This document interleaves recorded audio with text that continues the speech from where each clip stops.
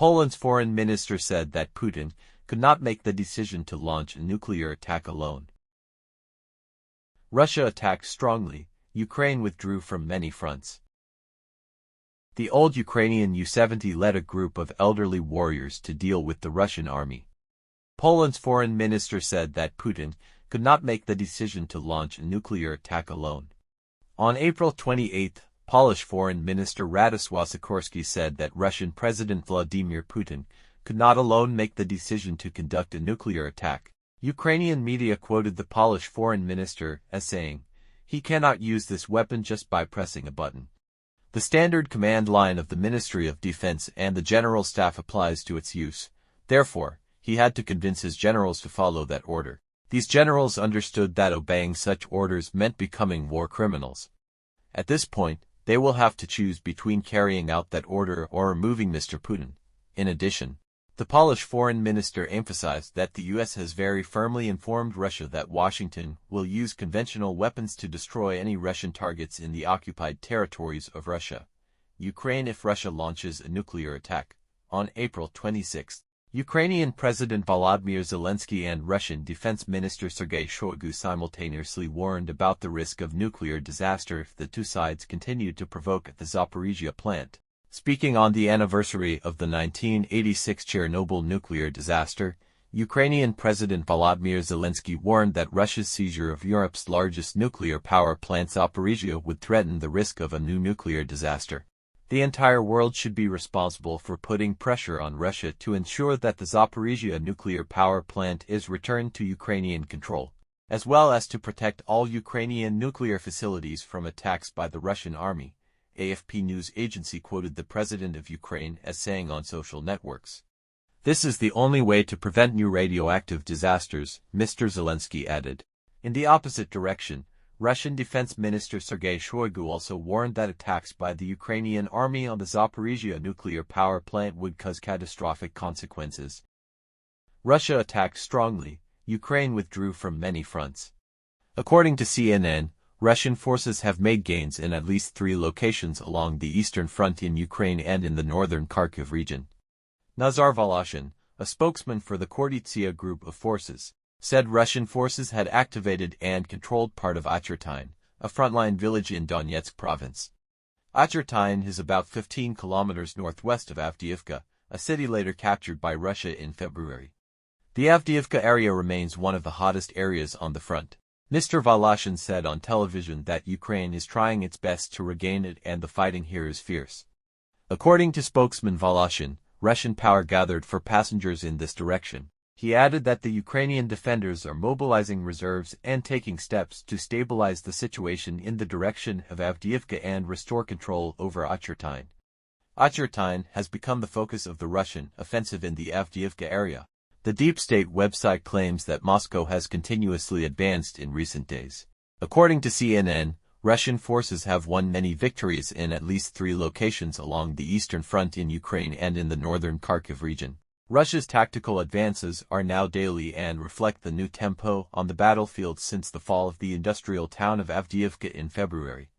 These victories took place in many locations at the same time. Meanwhile, the losses left Ukraine open to criticism from influential military bloggers and analysts. Ukraine's Deep State Monitoring Group, which updates daily changes in frontline positions, shows Russian forces advancing in 8 different locations along 20 to 25 kilometers of the front line over a 24-hour period. Past hour, military bloggers on both sides have reported that Russian forces have taken control of the Semenivka and Berdichi settlements. This was confirmed by Ukrainian Army Chief Alexander Syrsky in a telegram post on Sunday. Japan, Mr. Syrsky said Russia has deployed up to 4 brigades in offensive operations in the area. A few kilometers north, Solovyov is also now in Russian hands and the tiny settlement of Kuramik is also in Russian hands. Ukrainian military blogger Myroshnikov wrote, "The withdrawal of troops from the Donetsk operation area continues. A little further south, Russian forces are also advancing on the industrial town of Krasnohorovka from the south and east." Fierce fighting was reported around the town's major brick factory. A Russian military blogger wrote about the importance of the battle. The control of the refractory factory actually meant the fall of the Krasnohorivka fortress, since the northern outskirts of the settlement were private buildings. It will be too difficult to defend if this factory falls. About 180 kilometers 112 miles to the north, Russian forces also achieved their first successes after nearly 3 months of fighting along the section of the front line cutting into the Kharkiv area. A Ukrainian military spokesman described Russian forces there as having become significantly more aggressive over the past day. With troop withdrawals and mounting losses, military bloggers such as Miroshnikov and Deep State have criticized Ukraine's official news channels, accusing the armed forces of providing increasingly unrealistic updates from the war. Many Western analysts, along with Ukrainian officials, see the current pace of Russian attacks as a precursor to a major attack later this spring. Ukraine's other major weakness is manpower, which helps explain the current situation on the battlefield. The new mobilization law will take effect next month, which is expected to improve the military enlistment process. But Kiev appeared very reluctant to say how many more soldiers it needed. The old Ukrainian U-70 led a group of elderly warriors to deal with the Russian army. TPO, the mobile artillery unit of Mr. Alexander Taran, 68 years old, is not an official part of the Ukrainian army, but that doesn't stop them from eliminating Russian targets with their own money. We survive on pension funds, Taran, who goes by the nickname Grandpa says with a chuckle.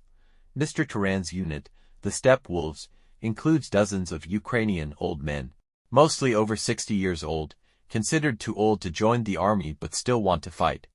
Moving behind the lines with truck-mounted rocket launchers, Steppe Wolves receive orders from commanders on the field and coordinate with other soldiers, contributing to the offensive efforts of Ukrainian forces despite the lack of official support from the military.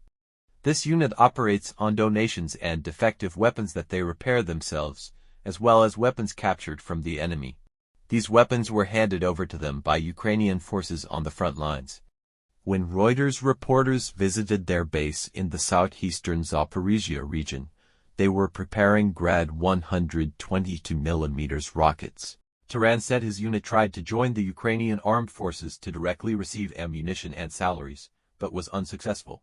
This unit also included young men who could not join the army because they were considered unfit to fight. More than 2 years after Russia launched a special military campaign, Ukraine's efforts to mobilize forces are facing difficulties. Russian troops are advancing in the east and analysts say manpower shortages in Ukraine need to be addressed. Taran, who has been fighting since conflict broke out in Donbas in 2014, said forced entry into the army was unlikely to replace the enthusiasm of a potential recruit. If they really want to, they can continue fighting for another 100 years to complete their mission and eliminate the enemy.